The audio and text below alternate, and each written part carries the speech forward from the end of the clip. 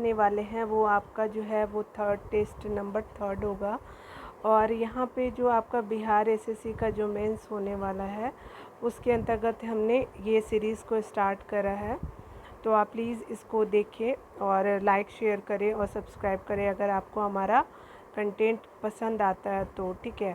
और यहाँ जो है वो हम जीएस का जो है वो मेनली 70 क्वेश्चन को कवर करेंगे जो आपका दिया हुआ है इस सेट में, ठीक है। तो इस तरह से आप 70 करके जाते हैं तो आपका एग्ज़ाम के तक बहुत सारे जो कलेक्शन हो पाएगा और रिवीजन भी हो जाएगा, ठीक है। अगर आपको इसके आंसर आते हैं तो आप प्लीज़ कमेंट कर सकते हैं, ठीक है। तो चलिए हम लोग शुरू करते हैं। यहाँ पे जो पहला प्रश्न आपका क्या बोल रहा है, तो कहा जा रहा है क्या कि आपको बताना है कि जो निम्न में से किस नदी को ते नदी के नाम से जाना जाता है। तो ये जो है आपका जायरे नदी जो है उसको ते नदी के नाम से भी जाना जाता है। तो एक का सी आंसर हो जाएगा, ठीक है।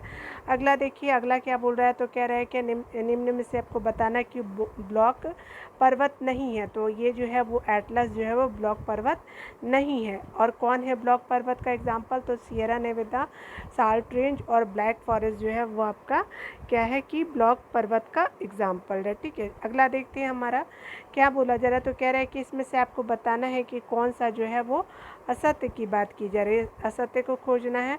तो दस्ते कबीर जो है वो ईरान का है, बिल्कुल सही है।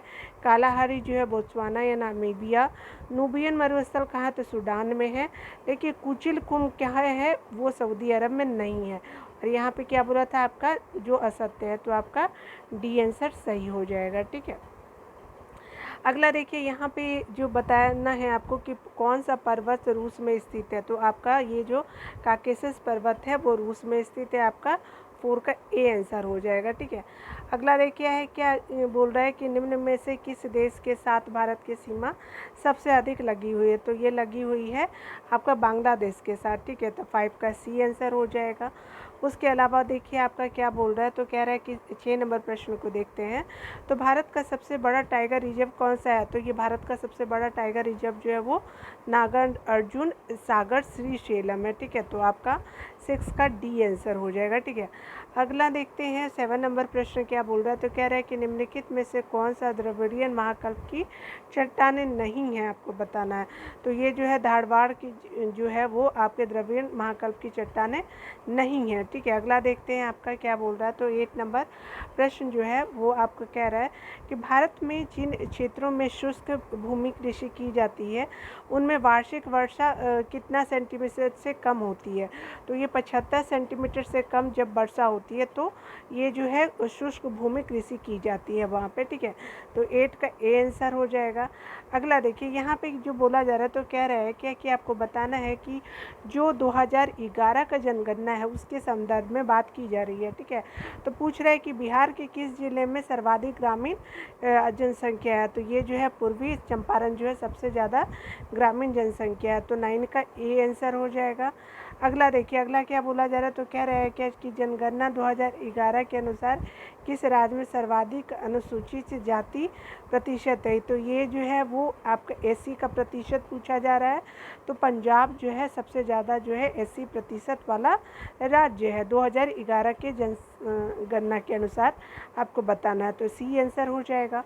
अगला देखिए, अगला क्या बोला जा रहा है, तो कह रहा है क्या कि यहाँ पे जो बोला जा रहा है, तो कह रहा है क्या कि आपको बताना है यहाँ पे कि आपको बिहार को कितने कृषि जलवायु क्षेत्रों में बांटा गया। तो ये टोटल 3 कृषि जलवायु क्षेत्रों में बांटा गया है, ठीक है। आपका जो है वो 11 का ए आंसर हो जाएगा, ठीक है। अगला देखते हैं आपका क्या बोल रहा है, तो कह रहा है कि यूरोप की मुख्य नदी कौन सी है। तो यूरोप की मुख्य नदी जो है वो डेन्यूब नदी को कहा जाता है।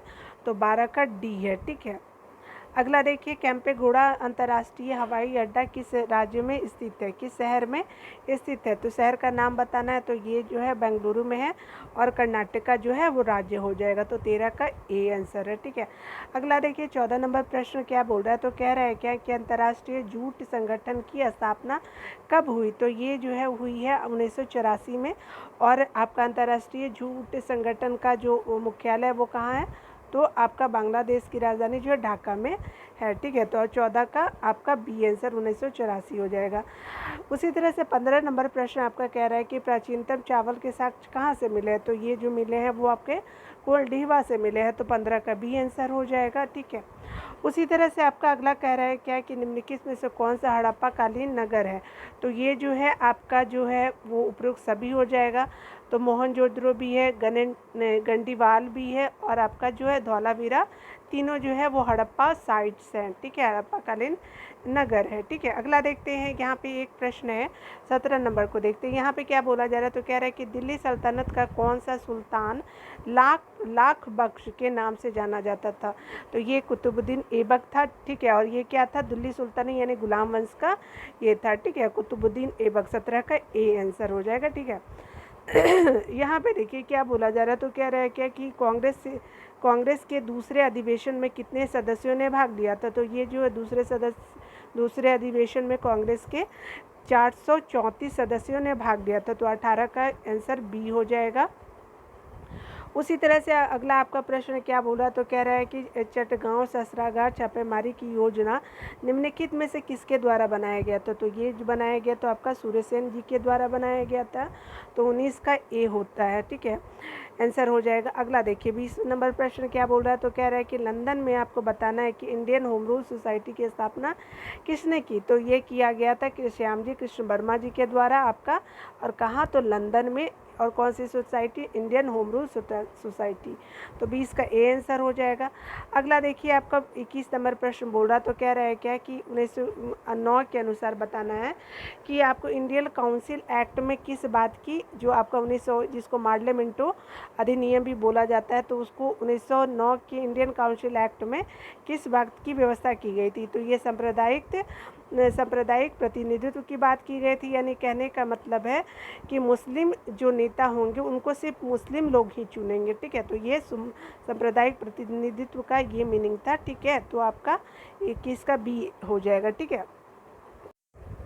22वां नंबर प्रश्न क्या बोल रहा है, तो कह रहा है कि इंडियन ओपिनियन नामक अखबार किस भाषा में प्रकाशित की गई थी, तो ये जो प्रकाशित की गई थी आपकी गुजराती में भी, हिंदी में भी और अंग्रेजी में भी किया गया था, तो 22 का डी आंसर हो जाएगा, ठीक है।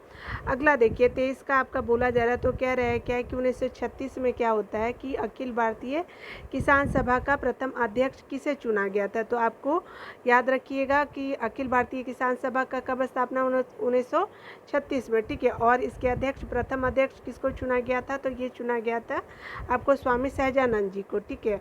और आपके 23 का सी आंसर हो जाएगा। उसी तरह से 24 नंबर प्रश्न देखेंगे, आपका क्या बोल रहा है, तो कह रहा है क्या कि आपका असहयोग आंदोलन कब प्रारंभ हुआ, तो असहयोग आंदोलन जो है 1 अगस्त 1920 ईस्वी को प्रारंभ किया गया, ठीक है। अगला देखिए आपका क्या बोला जा रहा है, तो कह रहा है कि समावेशी समृद्धि जिसको SDG गोल कहा जाता है, आपको जो कब तक पूरा करना है, तो 2030 तक इसको पूरा करना है, ठीक है। तो बोला जा रहा है कि के लिए आवश्यक है, तो ये जो है देख लेते हैं इसमें कौन कौन से कथन सही है। अधोसंरचना सुविधाओं का विकास, ये भी सही है। उसके अलावा कृषि का पुनरुद्धार जो है वो भी सही है, बिल्कुल।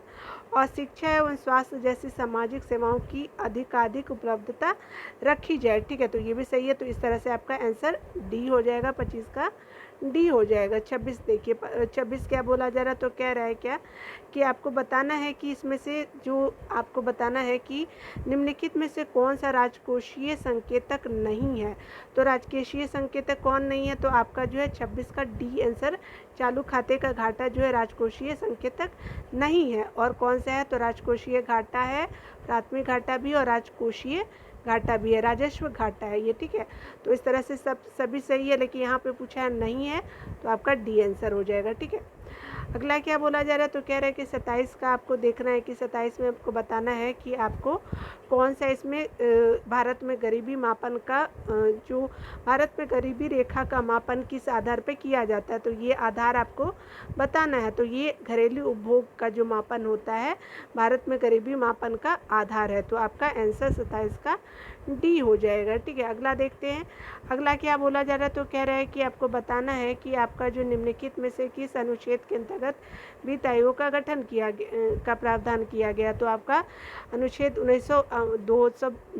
280 जो है, यानी देखिए फिर से पढ़ देती हूँ मैं। निम्नलिखित में से किस अनुच्छेद के अंतर्गत वित्त आयोग का गठन का प्रावधान किया गया? तो अनुच्छेद 280 के अंतर्गत किया गया है, ठीक है। तो 28 का ए आंसर हो जाएगा आपका, बिल्कुल सही। चलिए 29 देखते हैं।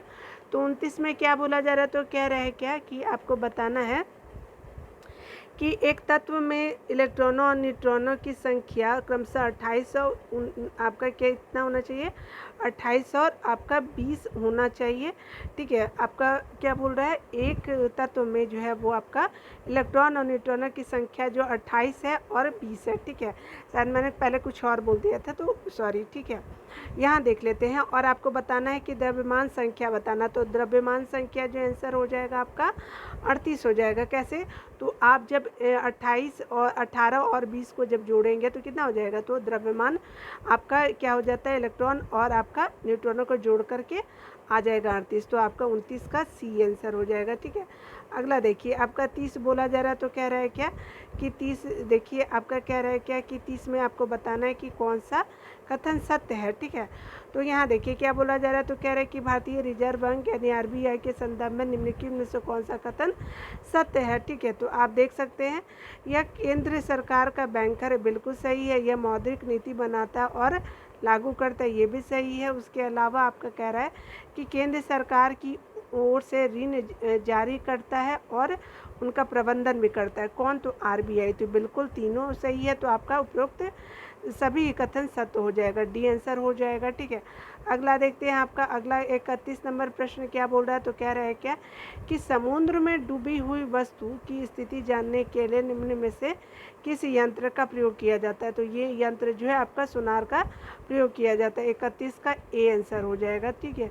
अगला देखिए 32 का बी, आपका देख सकते हैं 32 जो है प्रश्न जो है वो क्या है आपका, कह रहा है क्या कि आपको बताना है कि कौन सा सम्मिलित नहीं है, यहाँ पे बोला जा रहा है। तो आपका देखिए सिरका जो है वो एसिटिक अम्ल है, बिल्कुल सही है।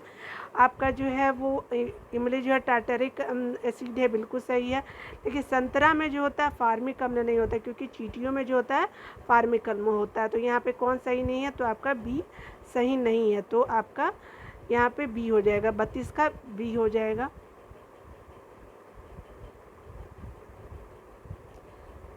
अगला प्रश्न देखते हैं 33 नंबर संख्या। तो 33 नंबर संख्या जो है क्या बोला जा रहा है? तो कह रहा है क्या कि मृग मरीचिका का कारण क्या है? तो ये मृग मरीचिका का कारण जो है पूर्ण आंतरिक परावर्तन जो है 33 का आपका डी आंसर हो जाएगा। उसी तरह से देखिए 34 नंबर प्रश्न को देखिए। उसके अलावा 34 नंबर प्रश्न क्या बोलता है? तो कह रहा है क्या कि आपका निम्नलिखित में से कौन सी घटना प्रकाश संश्लेषण में नहीं होती है? तो ये कौन सी नहीं होती है? तो ये कार्बन का कार्बन डाइऑक्साइड में ऑक्सीकरण जो है वो नहीं होती है, यही प्रकाश संश्लेषण में नहीं होती है। तो देखिए कार्बन का कार्बन डाइऑक्साइड में ऑक्सीकरण नहीं होती है, आपका सही हो जाएगा, ठीक है। और यहाँ पे कौन कौन सही है? तो देख लेते हैं। आपका प्रकाश ऊर्जा का रासायनिक ऊर्जा में रूपांतरण, तो ये सही है। कार्बन डाइऑक्साइड का कार्बोहाइड्रेट में अपचयन, ये भी सही है। उसके अलावा जो है आपका क्या बोल रहा है? तो कह रहा है क्या कि क्लोरोफिल द्वारा प्रकाश संश्लेषण का अवशोषण होता है, ठीक है। तो ये बिल्कुल सही है। लेकिन यहाँ प्रकाश संश्लेषण जो है वो नहीं होता। तो आपका इसके अंतर्गत आपका जो है वो 34 का सी हो जाएगा, ठीक है। कुछ एक्स्ट्रा पॉइंट को भी कवर कर लेना चाहिए, ताकि अगर एक्स्ट्रा से भी दे दे तो हम कर सकते हैं, ठीक है। 35 देखिए 35 नंबर संख्या क्या बोल रहा है? तो कह रहा है क्या कि पॉलीकॉट किसका मिश्रण है? तो पॉलीकॉट जो है पॉलिस्टर और कपास का मिश्रण होता है। तो 35 का ए आंसर हो जाएगा, ठीक है। अगला देखिए आपका अगला क्या बोल रहा है? तो कह रहा है 36 नंबर प्रश्न को। तो आपका कह रहा है क्या कि यहाँ पे बताना है कि निम्नलिखित ईंधनों में सर्वाधिक ऊष्मीय मान किसका है होता है? तो ये जो है आपका सीएनजी का होता है, ठीक है। सर्वाधिक ऊष्मीय मान जो है वो सीएनजी का होता है। तो 36 का सी आंसर हो जाएगा, ठीक है। उसके अलावा 37 नंबर प्रश्न देखिए क्या बोल रहा है? तो कह रहा है क्या कि 37 नंबर प्रश्न में आपको बोला जा रहा है कि आपको बताना है कि आपको परमाणु के अवयव, परमाणु नाभिक के अवयव है। तो परमाणु नाभिक के अवयव कौन से हैं? तो आपका कौन होता है? तो प्रोटीन और न्यूट्रॉन जो होता है वो परमाणु नाभिक के अवयव होते हैं। 37 का सी है, ठीक है। ब्रह्मांड में सर्वाधिक पाया जाने वाला तत्व है, तो वो कौन सा है? तो ये आपका हाइड्रोजन है, ठीक है। ब्रह्मांड में सर्वाधिक पाया जाने वाला तत्व हाइड्रोजन होता है। तो 38 का ए आंसर हो गया, ठीक है। अगला देखिए आपका 39 नंबर। तो 39 नंबर जो है आपका क्या बोल रहा है, तो कह रहा है क्या कि गोताखोरों द्वारा गहरे समुद्र में सांस लेने के लिए ऑक्सीजन के साथ किस गैस को मिश्रित किया जाता है। तो गोताखोरों द्वारा गहरे समुद्र में सांस लेने के लिए ऑक्सीजन के साथ किस गैस को मिलाया जाता है। तो आप बताइए कमेंट करके। तो ये जो है आपका हीलियम गैस को मिलाया जाता है किसके साथ, तो ऑक्सीजन के साथ। तो 39 का बी आंसर हो जाएगा। 40 नंबर प्रश्न आपका क्या बोल रहा है, तो कह रहा है कि आपका बुलेट प्रूफ पदार्थ बनाने के लिए निम्नलिखित में से कौन सा जो है बहुलक प्राप्त होता है। तो आपका जो बुलेट प्रूफ पदार्थ बनाने के निम्नलिखित में से कौन सा बहुलक प्रयुक्त होता है, तो ये जो होता है आपका पॉलीएमाइड होता है। 40 का ए आंसर हो जाएगा। ठीक है। 41 संख्या देखिए आपका 41 नंबर क्या बोल रहा है, तो कह रहा है क्या कि मानव शरीर में सबसे बड़ी ग्रंथि कौन सी है। तो ये है जो आपका यकृत जो होता है वो मानव शरीर में सबसे बड़ी ग्रंथि होती है। 41 का ए आंसर हो जाएगा।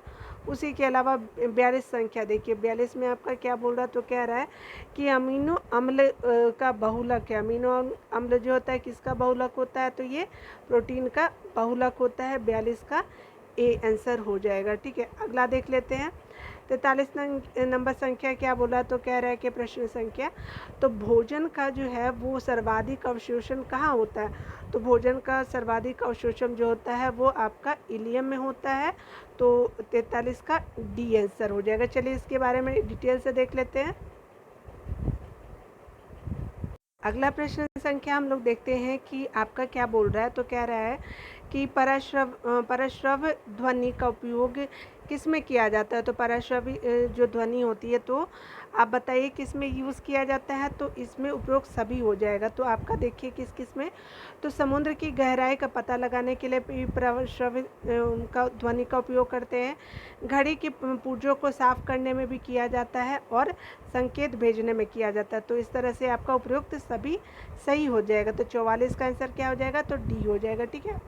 45 नंबर प्रश्न संख्या क्या बोल रहा है, तो कह रहा है कि मस्तिष्क का जो ब्रेन होता है कौन सा भाग सोचने का कार्य करता है। तो ये जो भाग होता है आपका अग्र मस्तिष्क जो होता है वो सोचने का कार्य करता है। तो 45 का ए आंसर हो जाएगा। ठीक है। अगला देखिए लार किसके पाचन में सहायक होता है। तो लार जो होता है वो आपका स्टार्च के पाचन में जो होता है वो सहायक होता है। तो 46 का क्या हो जाएगा, आपका डी हो जाएगा। ठीक है। लार किसके पाचन में सहायक मदद करता है, तो ये स्टार्च के पाचन में मदद करता है। ठीक है। तो 46 का डी आंसर हो जाएगा। अगला देखते हैं 47 नंबर प्रश्न संख्या आपका 47 नंबर क्या बोल रहा है, तो कह रहा है कि इंसुलिन में निम्नलिखित में से कौन सी धातु मौजूद होती है। तो ये जो होती है वो आपका जिंक होता है। ठीक है। तो आपका 47 का सी हो जाएगा। ठीक है। 48 नंबर देखिए यहाँ पे क्या बोला जा रहा है, तो 48 नंबर तो परक नली शिशु के मामले में है। तो परक नली शिशु के मामले में क्या है, तो निषेचन माता के शरीर के अंदर होता है। ठीक है। तो निषेचन माता के शरीर के अंदर होता है। तो परक नली शिशु के मामले में यहाँ बात किया जाए तो 48 का सी हो जाएगा।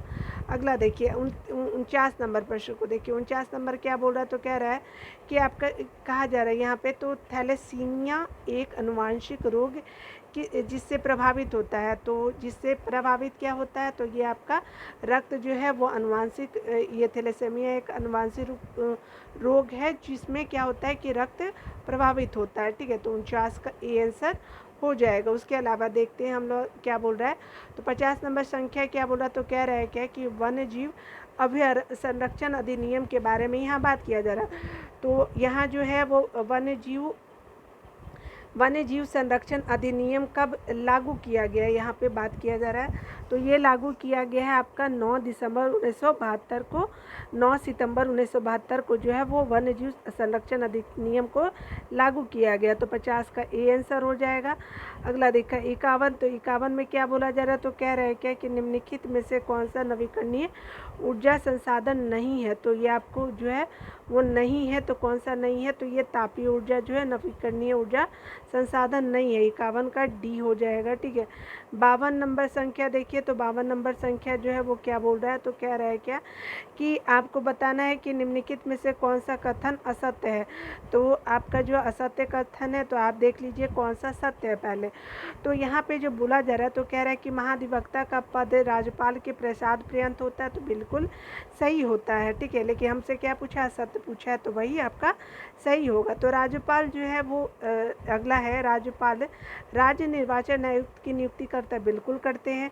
उसके अलावा जो आपका अगला प्रश्न, अगला जो पॉइंट है, तो बोला जा रहा है, तो कह रहा है क्या कि राज्य विधि के तहत प्राप्त मृत्युदंड की सजा को जो है वो क्या है कि राज्यपाल माफ़ कर सकता है। तो ये जो है वो पावर नहीं होता है राज्यपाल के पास, ये सिर्फ पावर होता है मृत्युदंड की सज़ा को माफ़ करने का आपका राष्ट्रपति का। तो ये असत्य पूछा जा रहा है, तो इसका 52 का सी आंसर हो जाएगा, ठीक है।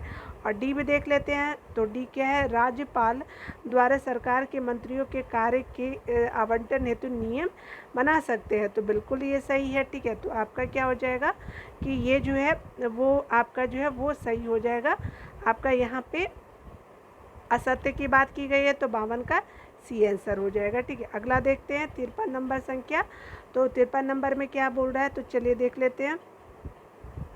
यहाँ पे जो बोला जा रहा है, तो कह रहा है कि राष्ट्रीय न्यायिक नियुक्ति आयोग अधिनियम की बात की जा रही है। राष्ट्रीय न्यायिक नियुक्ति आयोग अधिनियम, जिसे सर्वोच्च न्यायालय द्वारा निरस्त कर दिया गया है, और क्या निम्नलिखित में से किस संविधान संशोधन अधिनियम द्वारा लाया गया था। तो ये जो संविधान संशोधन अधिनियम द्वारा लाया गया था, तो ये कितने नंबर का था, तो 99वां जो था आपका बी जो होगा 99 नंबर का, ये राष्ट्रीय न्यायिक नियुक्ति आयोग अधिनियम, जिसको आपका सुप्रीम कोर्ट ने क्या किया था, निरस्त कर दिया, ठीक है। तो ये अधिनियम बोला जा रहा है कि संविधान कितने नंबर के संविधान संशोधन अधिनियम द्वारा लाया गया, तो ये 99वां संविधान संशोधन आपका था, ठीक है। तो 94 का देखते हैं। अगला क्या बोल रहा है, तो 54 जो है इसमें बोला जा रहा है, तो कह रहा है कि भारत के राष्ट्रपति को किसके पद से राष्ट्रपति को उसके पद से हटाया जा सकता है, तो किसके द्वारा, तो ये संसद के द्वारा किया जा सकता है। 54 का डी आंसर हो जाएगा, ठीक है। अगला देख लेते हैं यहाँ पे क्या बोला जा रहा है, तो कह रहा है क्या कि आपको बताना है कि निम्नलिखित में से किस अनुच्छेद के तहत नागालैंड राज्य का विशेष प्रावधान किया गया है। तो नागालैंड राज्य का जो प्रावधान किया गया है, तो ये आपका जो अनुच्छेद है 371 ए के अनुसार विशेष प्रावधान किया गया है, ठीक है। तो आपका 55 का ए आंसर हो जाएगा। चलिए इसके बारे में थोड़ा डिटेल देखते हैं, चलिए। तो यहाँ पे जो बताया गया, तो कह रहे हैं क्या कि आपको जो है वो नागालैंड जो है वो 371 अनुच्छेद 371 ए के अनुसार जो है वो आपका विशेष प्रावधान किया गया है। किसके लिए, तो नागालैंड के लिए। और आसाम के लिए जो है वो 371 बी अनुच्छेद जो है वो आवंटन किया गया है, ठीक है।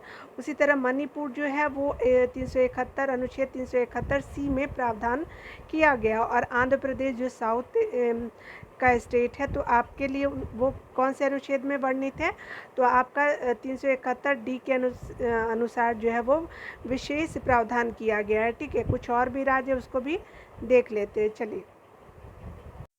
अगला 56 नंबर देखते हैं, तो क्या बोला जा रहा है, तो कह रहा है कि राज्यसभा के सदस्य का कार्यकाल कितने वर्ष का होता है, तो आप बताइए कमेंट करके कितने वर्षों का होता है।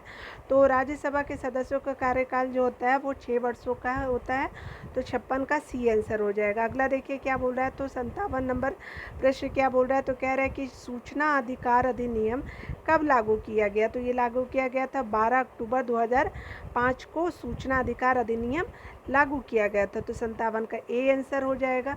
अगला देखिए 58 नंबर जो प्रश्न है वो क्या बोल रहा है, तो कह रहा है कि देश के किसी भी न्यायालय में चल रहे वाद को अन्यत्र भेजने का अधिकार किसके पास होता है। तो ये अधिकार जो होता है सर्वोच्च न्यायालय के पास होता है। देश के किसी भी न्यायालय में चल रहे वाद को अलग जगह जो भेजते हैं वो अधिकार जो होता है वो सर्वोच्च न्यायालय का होता है। 58 का बी आंसर हो जाएगा, ठीक है। अगला देखते हैं 59 नंबर प्रश्न। तो ये देखिए क्या होता है कि आपको बताना है कि नीति आयोग के विषय में निम्नलिखित में से कौन सा एक सही नहीं है। तो 59 का जो है वो आपका बी आंसर हो जाएगा, ठीक है। तो इसमें एक पूर्णकालिक सदस्य जो है वो नहीं होते हैं। तो कौन कौन सही यहाँ नहीं पूछा, तो बी आंसर हो जाएगा।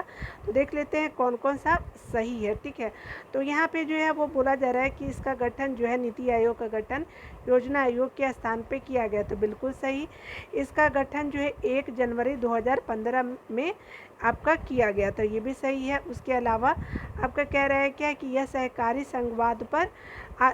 संघवाद के सिद्धांत पर आधारित है, तो ये भी सही है। लेकिन यहाँ क्या पूछा, कौन सही नहीं, तो बी आंसर जो है आपका सही नहीं है। तो यहाँ देख सकते हैं सही नहीं पूछा है, तो 59 का बी आंसर हो जाएगा। 60 नंबर प्रश्न देखते हैं। आपका 60 नंबर प्रश्न क्या बोल रहा है, तो कह रहा है क्या कि निम्न संविधान संशोधनों में से किसके द्वारा पहली बार संविधान में दल बदल विरोधी प्रावधान किया गया, तो 52वां जो संशोधन था वो उसमें किया गया था। तो आपका 60 का ए आंसर हो जाएगा, ठीक है।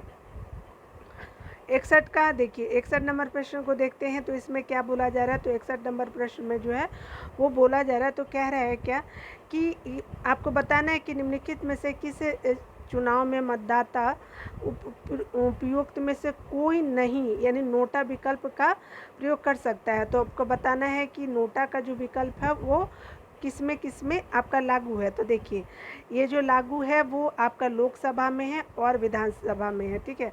तो आप याद रखिएगा, इसका नोटा यूज़ कर सकते हैं लोकसभा और विधानसभा में कर सकते हैं। तो 61 का बी आंसर हो जाएगा, ठीक है। चलिए, 62 नंबर प्रश्न क्या बोल रहा है, तो कह रहा है कि अंतर्राष्ट्रीय परमाणु ऊर्जा अभिकरण यानी IAEA का मुख्यालय है, तो ये कहाँ है, तो ये जो है वियना में है। तो 62 का ए आंसर हो जाएगा, ठीक है। अगला 63 नंबर प्रश्न देखिए, तो क्या बोला जा रहा है, तो कह रहा है कि निम्नलिखित में से किस वर्ष को अंतर्राष्ट्रीय बाजरा वर्ष घोषित किया गया, तो ये किया गया है आपका 2023 को, ठीक है। तो यानी 2023 जो अभी चल रहा है, ठीक है। तो आपका अंतर्राष्ट्रीय बाजरा वर्ष घोषित किया गया, तो UN के द्वारा घोषित किया गया है और भारत ने इस पर घोषित करने की बात कही थी, तो जिसको UN ने मान लिया है, ठीक है। तो याद रखिएगा। अगला देखिए क्या बोला जा रहा है, तो 64 नंबर प्रश्न को देखिए। तो 64 नंबर प्रश्न में कह रहा है कि राष्ट्रीय खेल दिवस कब मनाया जाता है, तो ये मनाया जाता है 29 अगस्त को। मेजर ध्यानचंद के जन्म दिवस के रूप में जो है वो 29 अगस्त को मनाया जाता है। तो 64 का बी आंसर हो जाएगा। उसी तरह से 65 नंबर संख्या देखिए, आपका क्या बोल रहा है, तो 65 नंबर संख्या जो है उसमें बोला जा रहा है कि हाल ही में साइबर सुरक्षा समूह में शामिल होने वाला पहला एशियाई देश कौन है, तो ये जो है वो नाटो साइबर सुरक्षा समूह में शामिल होना जो पहला एशियाई देश जो है वो साउथ कोरिया है, ठीक है। तो आपका 65 का सी आंसर हो जाएगा, ठीक है। तो चलिए अगला हम लोग देख लेते हैं। 66 नंबर प्रश्न क्या बोल रहा है, तो कह रहा है क्या कि विश्व स्वास्थ्य संगठन यानी WHO यानी वर्ल्ड हेल्थ ऑर्गेनाइजेशन द्वारा किस राज्य को तंबाकू की खपत को नियंत्रित करने के प्रयासों को देखते हुए विश्व तंबाकू निषेध दिवस पुरस्कार 2022 प्रदान किया गया, तो ये है जो बिहार का पड़ोसी राज्य जो है वो झारखंड को दिया गया है, ठीक है, अवार्ड, ठीक है। तो आपका जो WHO के द्वारा दिया गया है झारखंड को, तो 66 का ए आंसर हो जाएगा। अगला क्या बोल रहा है, तो कह रहा है क्या कि देशबंधु नाम से किसे जाना जाता है, देशबंधु के नाम से जो है वो जाना जाता है आपको चित्तरंजन दास जी को, ठीक है। तो आपका 67 का बी आंसर हो जाएगा। उसके अलावा जो है 68 देखिए, 68 में क्या बोला जा रहा है, तो कह रहा है कि BC रॉय पुरस्कार किस क्षेत्र में दिया गया, तो BC रॉय पुरस्कार जो वो चिकित्सा के क्षेत्र में दिया गया, तो 68 का ए हो जाएगा, ठीक है। 69 नंबर प्रश्न देखिए क्या बोला जा रहा है, तो कह रहा है क्या कि गॉड ऑफ स्मॉल थिंग्स किसने लिखी, तो ये लिखा गया है आपका अरुंधति रॉय के द्वारा, the God of small things. तो इसको डिटेल में थोड़ा हम लोग देख लेते हैं, ठीक है। चलिए इसको देख लेते हैं।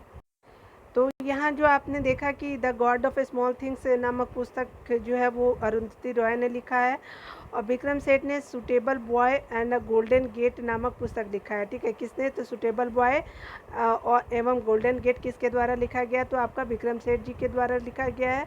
उसी तरह से रीडिस्कवरी ऑफ इंडिया जो है मेघनाथ देसाई के द्वारा लिखा गया है, रीडिस्कवरी ऑफ इंडिया, ठीक है, डिस्कवरी ऑफ इंडिया नहीं है, ठीक है, याद रखिएगा ये बात, ठीक है। अनीता देसाई जो है वो उनका पहला उपन्यास क्या है, तो क्राई द पिकॉक जो है 1963 में प्रकाशित किया था। तो इसके क्राई द पिकॉक के लेखक कौन है, उपन्यास है तो कौन है, तो ये अनीता देसाई जी के द्वारा लिखा गया है, ठीक है। तो ये इंपॉर्टेंट थे जो हमने कर लिया, ठीक है। हमारी सीरीज़ का जो लास्ट प्रश्न है वो क्या बोल रहा है, तो कह रहा है कि किस लेखिका को अनुवादित हिंदी उपन्यास रेत समाधि टॉम्ब ऑफ सैंड जिसको बोल रहे हैं, ठीक है, अंतर्राष्ट्रीय बुकर पुरस्कार मिला है। तो ये जो है वो आपका गीतांजलि शी के द्वारा लिखा गया, ठीक है।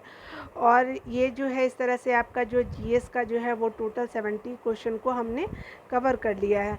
तो आपने अगर हमारे चैनल को सब्सक्राइब नहीं किया होगा तो प्लीज़ सब्सक्राइब कर लीजिएगा, ठीक है, और लाइक और शेयर कर दीजिएगा, ठीक है।